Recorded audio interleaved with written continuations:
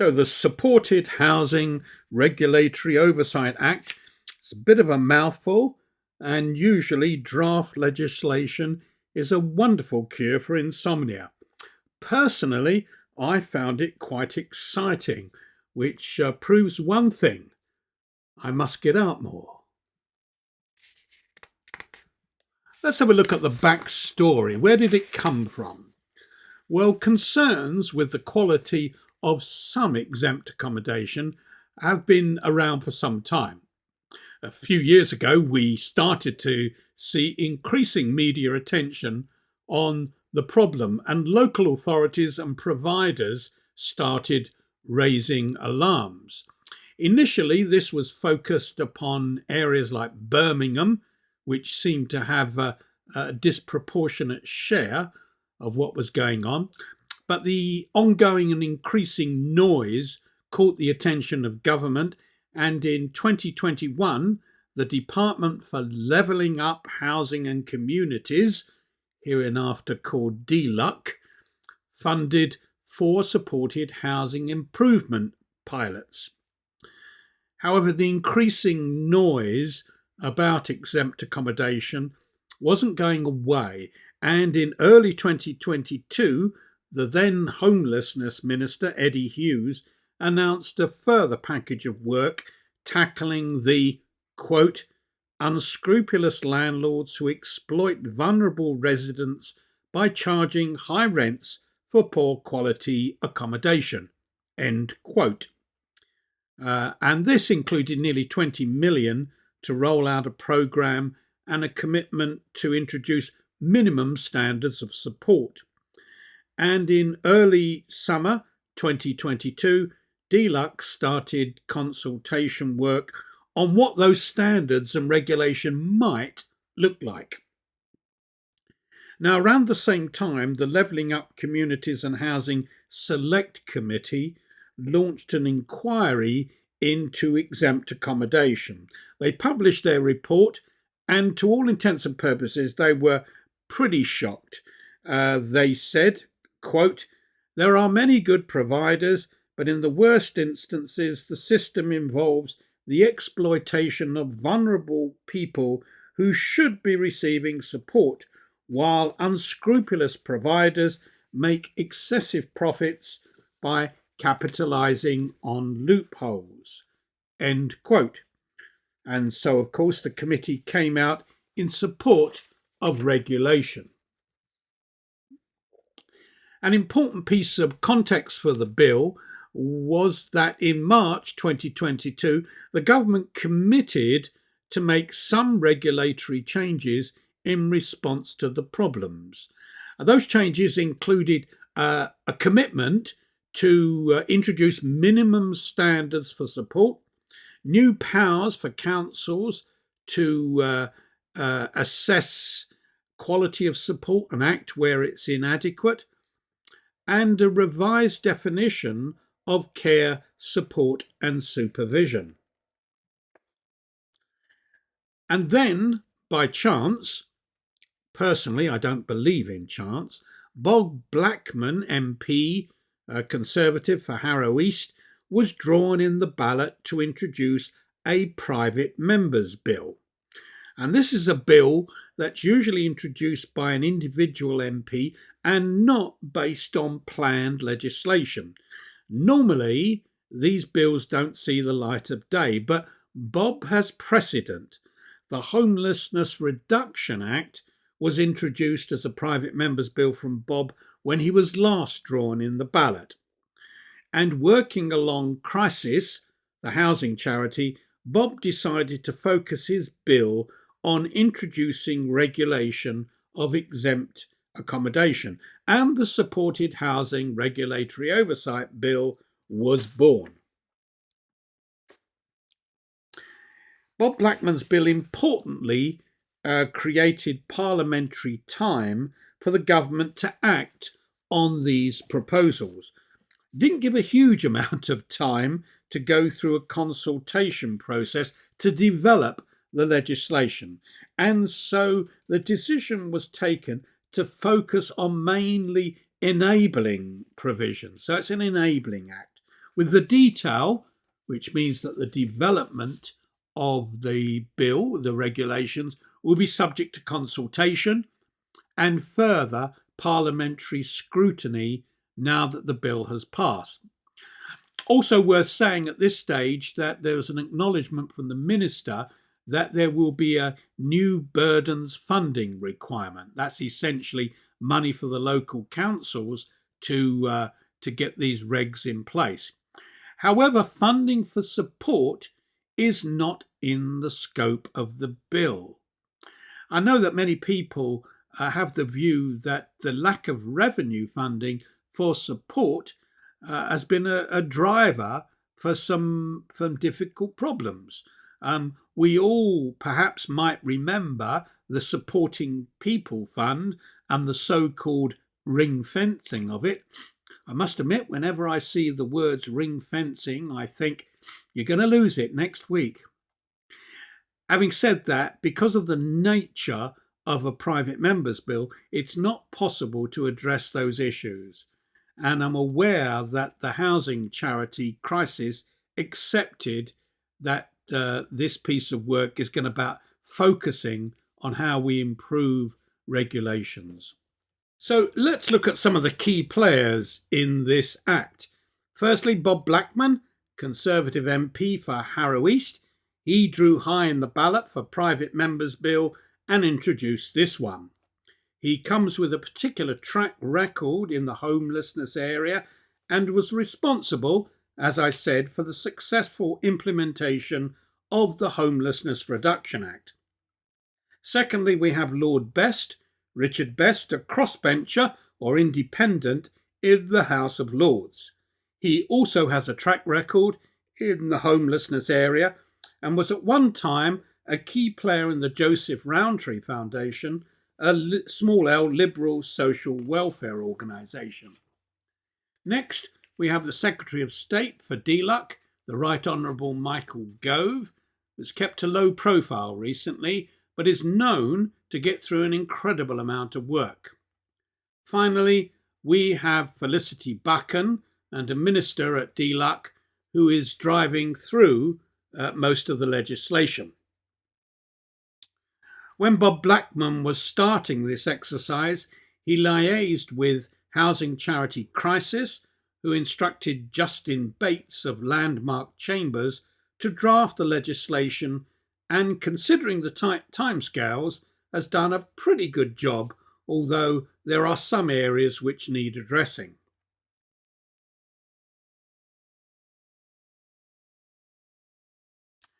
So there are three main sections to the bill and two minor sections that deal with information and interpretations. I'm going to cover the three major sections, that is 1, advice, strategy and standards, 2, licensing, and 3, planning and homelessness. I'll just make some observations on the minor sections. I'm going to share the headlines, but I'm not going to go through it clause by clause, otherwise we'll be here all day. I may make some personal comments, particularly where I consider that the drafting of the legislation is a tad weak. So firstly, we're going to see the creation of a new supported housing advisory panel, which the Secretary of State is under an obligation to create once the bill is passed, and this will advise the Secretary of State on matters relating to supported housing. Now, the Act defines who is to be supported. 1. At least one person who appears to the Secretary of State to represent the interests of registered providers of social housing in England. 2. At least one person who appears to the Secretary of State to represent the interests of local housing authorities in England. 3. The interests of social service authorities in England. 4. The interest of charities providing supported exempt accommodation. And 5. The interests of residents of supported exempt accommodation. But then we have this beautiful let-out clause. Quote, but the Secretary of State is not required to appoint different persons under each of those paragraphs, which essentially means that the Secretary of State could appoint one person to represent the lot. Of course, he would never do that. A second key component of the strategic element of the bill is the fact that local authorities will be required to conduct supported housing reviews, and this will be a duty that will come into effect in 5 yearly cycles, and they're going to be required to produce a strategy on matters identified in guidelines by the Secretary of State. And the third and really critical part of this bill is that the Secretary of State now has the power to publish national supported housing standards. So this goes back to the commitment that the Minister made to introduce this type of standard. And what the Act says is that these standards may address either the type or condition of premises and the provision of care, support and supervision. And at committee stage, Felicity Buchan also committed to consult on whether the standard should include issues to do with the referral process. So we've got a broad sense of what the national standards will cover, but the detail is to follow, and there is a duty on the Secretary of State to keep these standards under review. So one of the key areas being introduced by the Act is powers for local authorities to introduce supported housing licensing schemes in their areas. And in the Act, this is framed as a permissive function for the Secretary of State, who may introduce regulations requiring licensing of supported exempt accommodation. What this means in effect is that a local authority may decide not to have a licensing scheme, but the Secretary of State may require the local authority to do so. But there is an obligation on the Secretary of State to provide a progress report after a year on progress towards implementing licensing. And the Minister has given a commitment to lay regulations within 18 months. And it's important to note that any regulations on licensing must be approved by both Houses of Parliament. It's what's known as the affirmative procedure. So there's a layer of scrutiny, further scrutiny built in there. Now, the way that the Act has been framed, local authorities will be able to opt in to create licensing unless they're required to do so by a direction from the Secretary of State. So the assumption at this stage is that local authorities will be able to choose whether or not to have a licensing scheme. So, for example, a local authority may only have one supported housing operation in their area and therefore would not involve themselves in a full-blown licensing scheme. However, a catch-22 situation could develop. If it's not lawful to run a supported housing operation without a licence, and the local authority decides not to implement a licensing regime, then an allegation of NIMBYism could arise.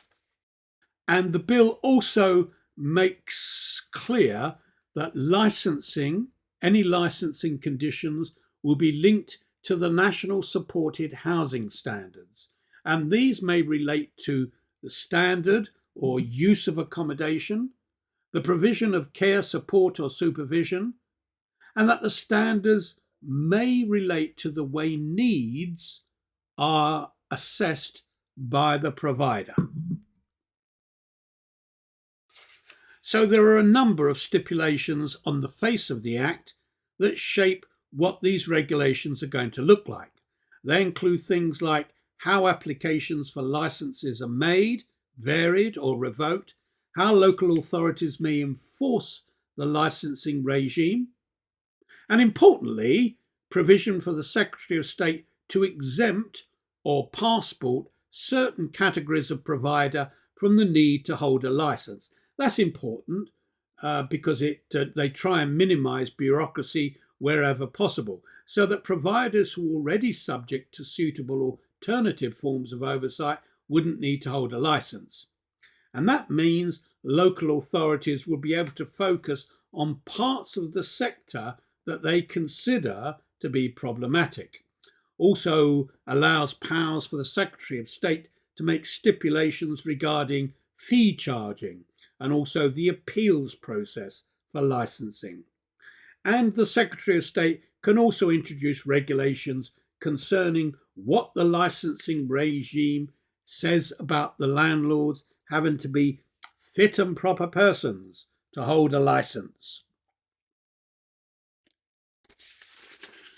There are also provisions allowing local authorities to disapply the requirement to hold an HMO license if a supported housing license is required.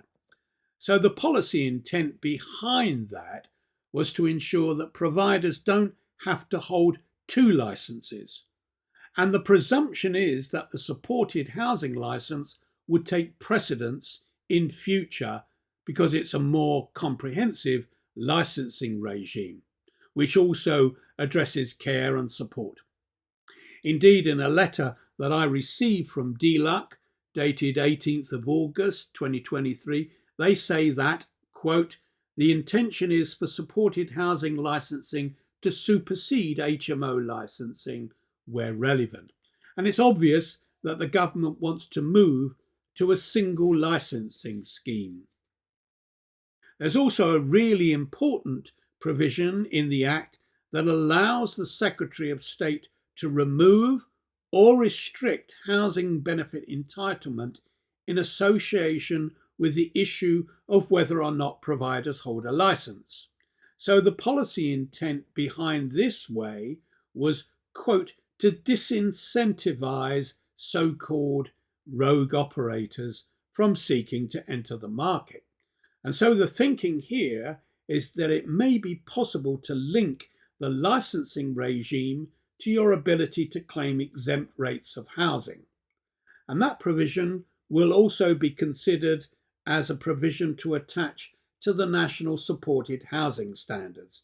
But obviously, this is still going to be subject to detailed consultation and discussion.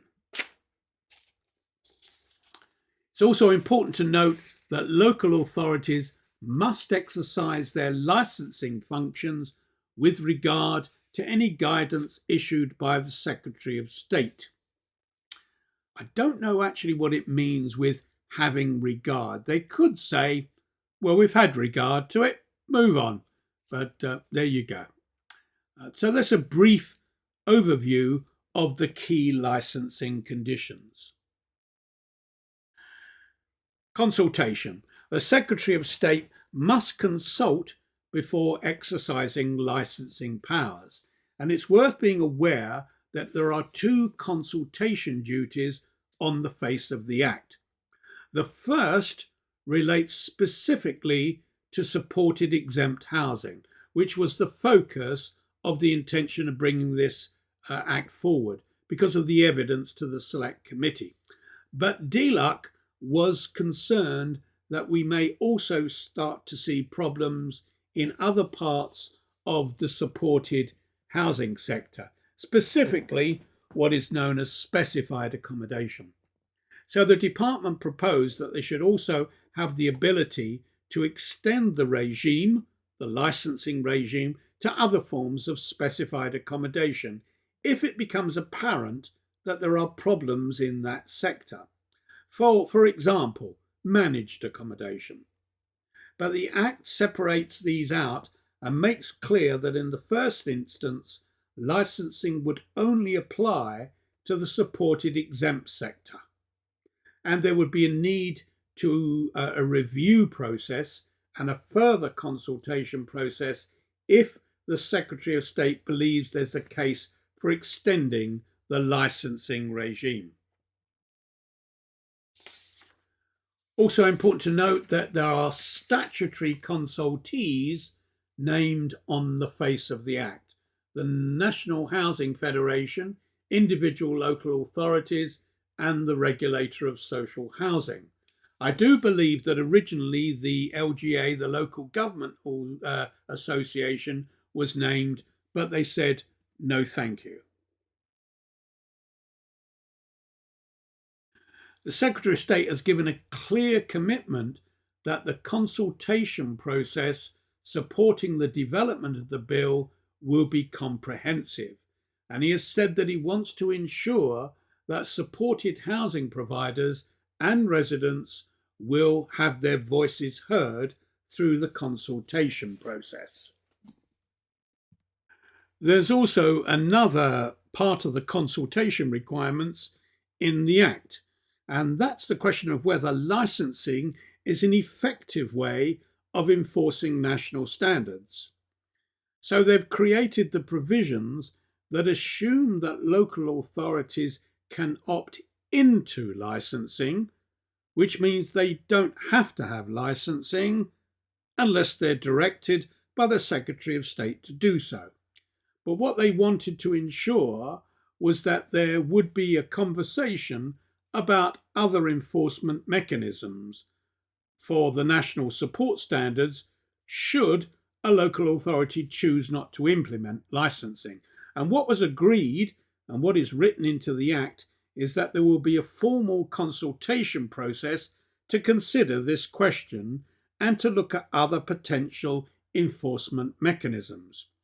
And there was some discussion at committee stage about whether this might, for example, include things like improvement notices for local authorities to use without having to create a licensing scheme. So that will be the subject of further consultation. The Minister has also said that she expects the advisory panel to have a role in considering the case for some form of national regulatory oversight in overseeing the improvement of standards across the sector. So that will be in addition to local authority licensing. It was originally intended to consider the case for a new planning use class for supported housing in order to enable local authorities to prevent so-called rogue operators from setting up in the first place by requiring them to apply for planning permission. There's been considerable discussion about the merits of this, and the way that the Act has ended up is that the Secretary of State must review the effect of licensing after 3 years, and at that point consider the case for additional planning powers to be introduced. So the Act itself doesn't introduce any new planning powers relating to this sector, but it flags up that it may be considered. The presumption being that they look at how licensing and the national standards framework operate and whether they have the desired effect, and if not, whether additional measures may be needed further down the line. In my view, the new planning use class would be considered as the nuclear option, and there are plenty of other tools that a local authority might use, such as declaring a saturation area, which could be quite restrictive. Another really important part of the bill is the provision on intentional homelessness. So the Act introduces an amendment to Section 191 of the Housing Act 96 dealing with intentional homelessness, which says that a person cannot be found intentionally homeless if they leave supported housing because of poor quality housing or support, where the accommodation also doesn't meet the national standards. And that's a really important protection for people who are afraid to leave supported housing.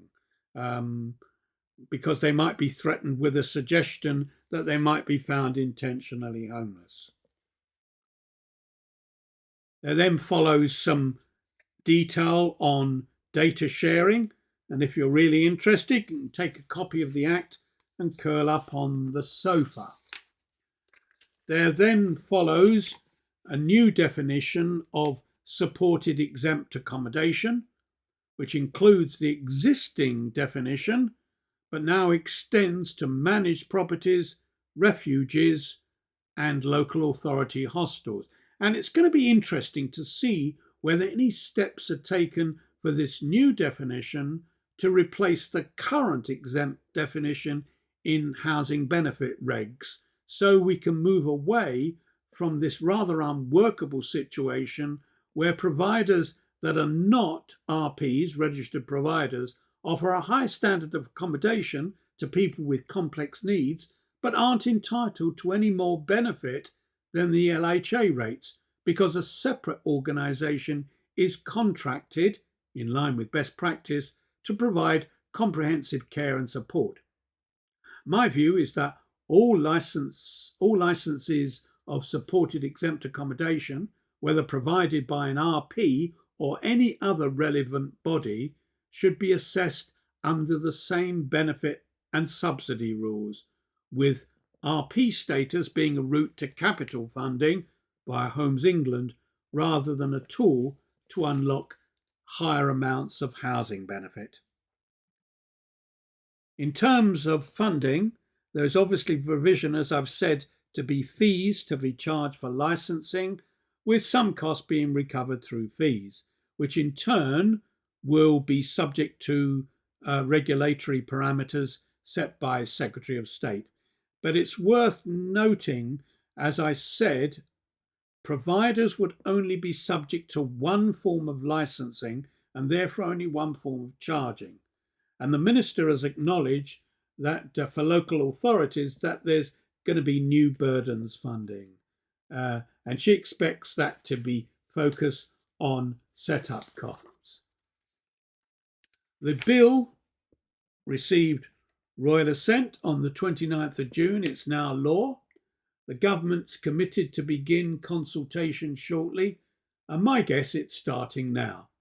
We can expect a licensing regulation within 18 months, which we can assume implies that the national supported housing standards will be in place by then as well, which means that we're looking at regulations being laid towards the end of 2024, probably, and potentially a phased implementation then for existing providers into 2025, probably spring.